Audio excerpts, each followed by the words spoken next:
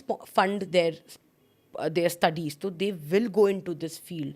तो अभी मतलब मैं आपको बता रही हूँ ना कि अभी कोठे सिर्फ रेड लाइट एरियाज में नहीं रह गए हैं. कॉलेज प्रोस्टिट्यूशन क्या है ये? जैसे कॉलेज की लड़कियां हैं यंग, तो in colleges also these options are there. So some girls are there. आप अगर कभी भी देखेंगे तो आपको शायद मेट्रो स्टेशन के टॉयलेट्स के डोर के पीछे भी लिखा होगा ना, if you want a girl call up here. आपको कॉलेजेस के टॉयलेट्स में भी दिखेंगी ऐसी सब चीज़ें. If you want to have a one night fun then call up at this number. ये सब क्या है? ये सब एक तरीके का सिस्टम ही तो बन रहा है that there is a man और there is a whole system जहाँ पे वो लोग लड़कियों को बोलते हैं that if you want to do this come and join our gang. And then some women comes into it. For an example, कुछ लड़कियों को चीट करके, कुछ लड़कियों को झूठ बोलकर इसका पार्ट बना लेते हैं, कुछ लड़कियों को बताकर इसका पार्ट बना लेते हैं. But in any case they are making them a part of this whole system where they are going to sell their bodies for money in return. And it's not always a rosy and beautiful journey. Like मैं US गई थी और आपने शायद Reno का नाम सुना होगा. That's considered as mini Vegas. So I met this woman there. मैं रात में पुलिस के साथ, पुलिस की गाड़ी में पूरी रात रेकी कर रही थी. तो बहुत खूबसूरत लड़की, बहुत ही सुंदर. She was wearing a beautiful dress and we went up to her to ask her if everything is fine. And she looked so confident. Yeah, everything is just perfect and I'm fine and I'm taken care of and there's nothing to worry about. That's what she told the policeman. Next morning, मैं उस NGO के लोगों के साथ, phone आया उन लोगों के पास that there is a girl who is in need. I went there and she was the same girl. इन मतलब उसकी जो कंडीशन थी अगले दिन, मैं पहचान नहीं पाई कि वही लड़की है. एकदम उलझे हुए बाल, फटे हुए कपड़े. उसका कमरा जब मैंने जाकर देखा तो मेरे पास कुछ खाने का सामान था और वो हमारी गाड़ी में आकर बैठी और मैंने उसको वो ऑफ़र करा. उसने एकदम पकड़ के खा लिया. एंड फिर मैंने उसे इवेंचुअली थोड़ी देर के बाद, आधे पौने घंटे के बाद पूछा, बट रात को तो तुम बोल रही थी कि सब कुछ परफेक्ट है एंड अभी तुम्हारी हालत देखकर तो उसने मुझे बताया कि जब आप रात को मुझसे बात कर रहे थे तो मेरा पिम्प ऊपर खड़ा था और अगर मैं तब आपको कुछ भी बोलती क्योंकि आप पुलिस के साथ थे तो वो वहीं से ही मेरे को कंट्रोल कर रहा था. And they have tattoos on their bodies. उनके यहाँ थाइस पर वो लोग, जैसे हम गाय भैंसों को टैटू लगाते हैं ना, आग जलता हुआ, वो उस तरीके से स्टैम्प करते हैं उन लड़कियों को. सो वो लड़कियाँ चाहकर भी बॉर्डर नहीं क्रॉस कर सकती हैं, वो चाहकर भी नहीं भाग सकते. ये मैं आपको US की बात बता रही हूँ. तो इंडिया में तो उनको टैटू करने की ज़रूरत ही नहीं है. उनको पता होता है, इतने दलाल नीचे घूम रहे हैं जीबी रोड पे कि अगर कोई लड़की आपको भागते हुए किसी लड़की का पता चल गया तो वो लड़की नहीं जा पाती ज़्यादा दूर तक, रेलवे स्टेशन तक मैक्सिमम. उसके बाद उसको पकड़ कर ले आते हैं.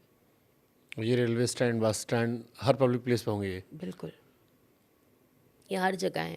हमारे देश का एक डेटा ये कहलाता है कि हर 7 मिनट पे एक लड़की उठती है हमारे देश में. Every 7 minutes a girl is picked up.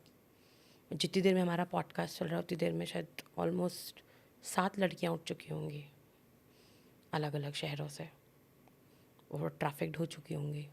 और इन सब का इस्तेमाल सेक्स ट्रैफिकिंग में ज़रूरी नहीं है, बहुत अलग अलग टाइप्स के ट्रैफिकिंग्स भी हैं. बट हाँ, ह्यूमन ट्रैफिकिंग तो हो ही रही है. उसकी ज़िंदगी अब उसकी नहीं रही. Now it's she is being sold. उसका पैसा मिल रहा है किसी और को और अब वो उसको जो चाहते हैं वो करवा सकते हैं.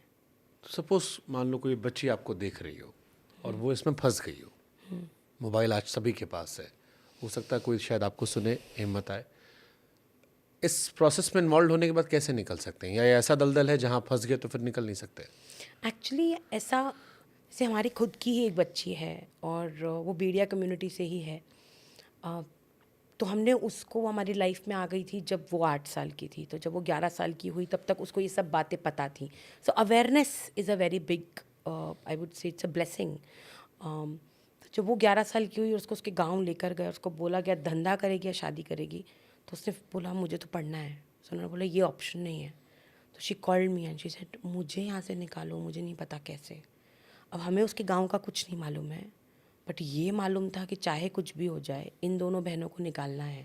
तो फिर वी ऑल्सो डिड एवरीथिंग. वहाँ की पुलिस, वहाँ की सरकार. एंड कभी कभी ऐसा होता है ना लाइफ में कि आपको अच्छे लोग ही मिलते चले जाते हैं जो जेन्युइनली चाहते हैं कि ये ना हो.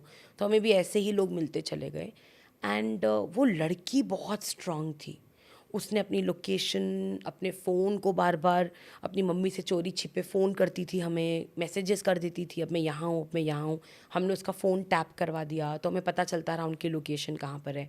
उसको हमने मैसेजेस में ही बोल दिया, just be ready, the moment anybody comes into your village उनकी गाड़ी में जाके बैठ जाना, डोंट आस्क एनी क्वेश्चन।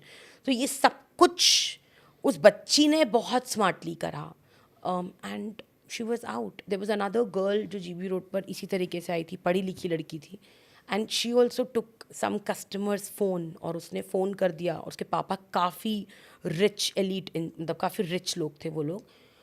रात, आज तक उससे बड़ी रेड नहीं हुई कभी जीबी रोड पर। रात रात में, मैं ऐसा मुझे बताते हैं कि वो साउथ की पुलिस आई थी और उन्होंने पूरा जीबी रोड एकदम पूरे तरीके से सील कर दिया कि कोई भाग ही नहीं सकता है। अदरवाइज़ क्या होता है, जीबी रोड पे मान लीजिए अगर खबर मिली कि रेड पड़ रही है तो कोठों में ऑलरेडी खबर पहुंच जाती है पहले ही, पुलिस वालों के अंदर ही अंदर के लोग, मालिक वालिक सब जुड़े हुए होते हैं, तो खबर पहुंच जाती है इस कोठे में रेड पड़ने वाली है। तो वो लड़की को अंदर ही अंदर, तो हर एक कोठे कनेक्टेड है अंदर से काफ़ी सारे, तो सुरंगें बनी, जैसे ये आपका डक्ट है तो ऐसी सुरंग होगी, डक्ट के अंदर अंदर से वो निकाल कर लड़की को कहाँ निकाल कर ले जाएंगे आपको पता ही नहीं चलेगा। But in that one red उन्होंने पूरा जीबी रोड सील कर दिया किस था। साल की बात है ये? आई थिंक 2015-16 की बात है ये। और वो निकाल कर ले गए उस बच्ची को वहाँ से, वो लोग नहीं गए। बट ये वन ऑफ द केसेस है, क्योंकि उसके बाप के पास रिसोर्सेज थे और क्योंकि वो कर सकते थे। बट मेजर लड़कियों के तो पापा को या माओ को ये भी नहीं पता होता है कि मतलब मैं दिल्ली तक कैसे पहुँचूँ। उनके पास इतने भी पैसे नहीं होते हैं कि वो बस की या ट्रेन की टिकट लेकर दिल्ली तक आ जाएं या बॉम्बे चले जाएं। उनको पता ही नहीं होता है कि कहाँ है तो हमारा ये बच्चा। ज़्यादातर लड़कियां जो दिल्ली में जीबी रोड पे इन्वॉल्व है, ये गरीब घराने की हैं, मैक्सिमम। क्योंकि इनको ट्रेस नहीं किया आता होगा। बिल्कुल बिल्कुल। इनकी फ़ोटो लगी होती है पुलिस स्टेशन के बाहर, नॉट इनकी बट बहुत लड़कियों की ना। मिसिंग गर्ल्स तो हमारे यहाँ पे है ही बहुत ज़्यादा, उनमें से काफ़ी लड़कियाँ हैं कोठों के अंदर। सेक्स वर्कर जरूरी है सोसाइटी के लिए? मतलब क्यों ज़रूरी है, आप मुझे ये बताइए। मैं पूछ रहा हूँ क्वेश्चन। नहीं, बिल्कुल भी नहीं। क्यों, मतलब हमारी दीदी भी अक्सर ये बात बोलती हैं कोठों पे, जब मैं जाती हूँ और जब उनके साथ कभी दिल से बात हो रही है तो मुझे बोलती हैं, हम ना हो ना तो तुम लड़कियाँ सेफ़ नहीं रहोगी। मुझे नहीं रहना फिर सेफ़। अगर मेरे को सेफ़ रखने के लिए मेरी एक 12 साल की या 11 साल की बच्ची को आप बेच रहे हो और आप उसको पूरी ज़िंदगी मार रहे हो, उसको पीट रहे हो, आपका कोई अंत नहीं है वायलेंस करने का, तो मुझे सेफ़ नहीं रहना। और अगर उन मर्दों से आप मुझे सेफ़ रख रहे हो जिसको हम ईज़िली बोल रहे हैं कि मर्द जाति ऐसी होती है ना, उनको तो चाहिए, उनको अपनी ये लस्ट ख़त्म करने के लिए औरत चाहिए, तो उनको करो ना कोठों में बंद, उनके साथ ये सब कुछ करो ना। उस छोटी बच्ची के साथ क्यों कर रहे हो? तो 12 साल की लड़की, पैदा होती हुई लड़की को आप बेच देते हो। लड़की पैदा हुई है, पता चला लड़की है, मालकिन खरीद लेती है उसी वक्त पे ही।